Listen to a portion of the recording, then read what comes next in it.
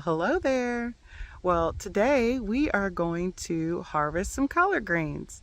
I started the collard greens indoors, I'd say in February, and then I transplanted them outdoors, I'd say in May. And of course, you know, this is our first time breaking ground out here, so we had to do a lot of amending because we have that really clay soil. Oh my goodness, it's super clay. Pretty much we had to amend it with topsoil along with black cow manure, which is awesome. And let me show you my collard greens. All right, so here are my collard greens. Not all of them need to be picked. As you can see, there's these small ones that we're gonna leave alone because looks like a little bug got to that, but we want to leave the small ones alone. They are going to continue to grow.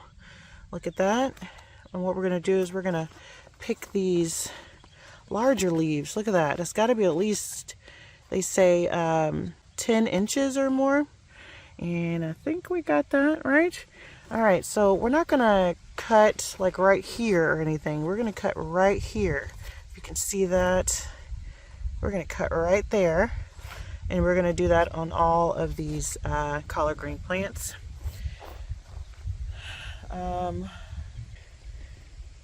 Look at that one. This one really took off. Look at that. Huge, big leaves. And also, I am going to harvest these collard greens with this here basket my mother-in-law gave me last year, 2022, when I had my little container garden. So it's really coming in handy this year. So thank you, Sherry. I call her mom though, but I just want to give a shout out. Thank you for that basket. All right. I'm going to go ahead and cut, and I want you all to see that.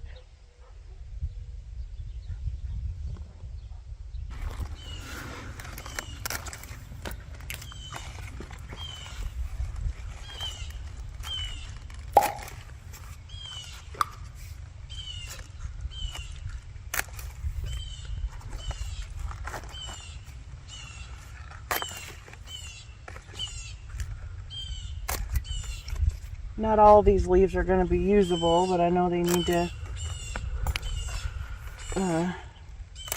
be harvested here.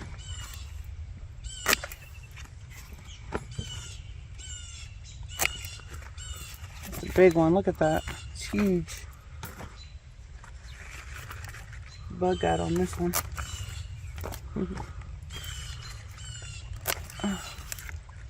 Alright, we're going to leave these be. Get some more here. My basket's getting full.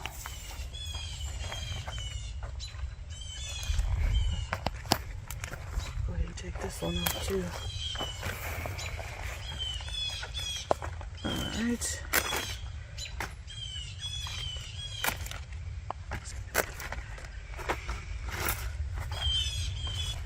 Oh, I'm sorry.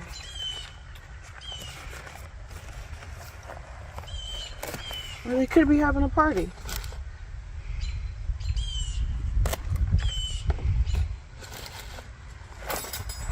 I know their music is loud.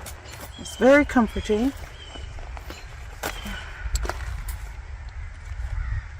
Uh-oh. Sound like Mama came over or something.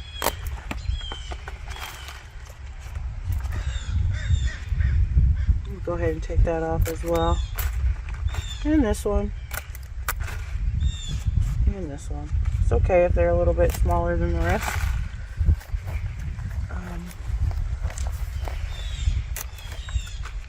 It is okay, they say. Yep.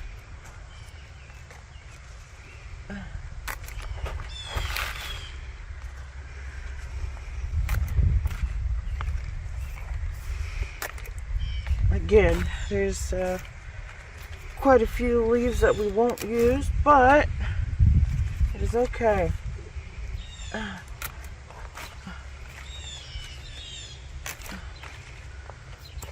All right. Let's see here. These, we're gonna leave those be Oh, we got a lot over here, man. Ooh. All right. Get this one. It's a nice one. Gotta get these nets back on. I'm gonna take this one as well. And I'm gonna take this one. All right. I think we're good for now. I already kind of got this going. I chopped some before I started, and I remembered, oh, let me get this on here. So now what we're gonna do is, we don't mind eating like this part of it. We just don't fancy like the whole stem. So we're gonna just pretty much chop those off. No big of a deal. And then we're gonna roll it up like sushi or like a cigar.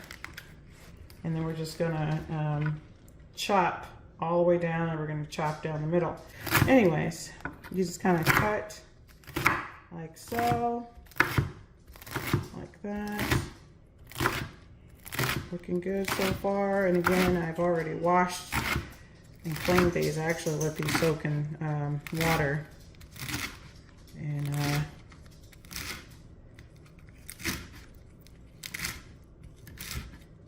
all right, this is kind of big, but you want to go down the middle here, like so. Yep. Like so. Like so. Maybe one more time. Smells very earthy. Maybe one more time. One more time. And we're looking good here. Maybe one more. Just trying to be extra. And I have a little bit more that I'm going to chop up. It's just us eating it, but this is going to shrink tremendously. You'll see. All right, so this is how I prepare my water. Some people use ham hock or smoked turkey wing or leg. I just use thick bacon so I can get some good flavors in the water here. I just kind of turned it down because it was kind of rising a little bit, but I'm gonna turn it up just a little bit more. While that's kind of boiling, I'm getting my greens ready.